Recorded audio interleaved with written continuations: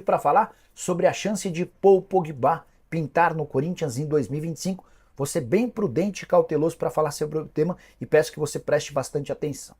Nessa semana, o Macedo, que cobre o Corinthians, informou que o Timão tem a ideia de contratar um reforço midiático para o meio-campo e que o perfil desejado é de alguém com as características do Gerson. Essa é a informação, ponto final.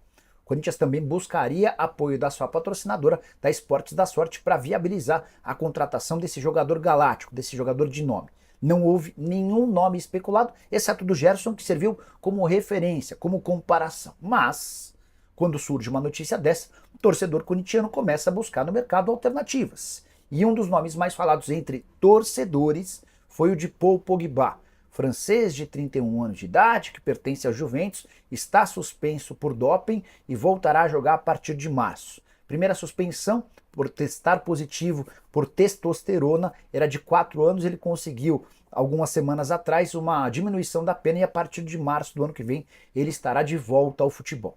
A Juventus já demonstrou que não tem a intenção de utilizá-lo. A Juventus passa por uma enorme dificuldade financeira, 199 milhões de prejuízo, 199 milhões de euros de déficit na temporada passada. Houve uma redução do elenco, jogadores como o Chesney, como o Alexandro deixaram o clube e a Juventus pretende fazer o mesmo com o Paul Pogba, acertando uma rescisão de contrato de forma amigável. O vínculo só se encerra em 2026. Tudo porque o francês ganha 8 milhões de euros fixos por ano, mais 2 milhões de euros em bônus. Vamos trabalhar apenas com fixo, isso equivale a 50 milhões de reais por ano ou 4 milhões e 100 mil reais por mês. Existe uma chance grande, de acordo com a imprensa italiana, de que o Pogba, rescindindo o contrato com a Juventus, vire reforço de um time dos Estados Unidos. Boa parte dessa preparação que ele tem feito de forma isolada, sozinha, enquanto cumpre suspensão, acontece nos Estados Unidos. O Pogba parece ter uma relação importante com os Estados Unidos e atuar no futebol americano seria uma alternativa para ele. Onde é que surge o Corinthians nessa história? Só através de torcedores. Mandei mensagem para duas pessoas diferentes, ambas muito próximas do presidente Augusto Melo. A primeira delas me respondeu da seguinte maneira. Eu perguntei: você já ouviu falar de Pogba no Corinthians? Não acredito nessa história, nunca ouvi falar.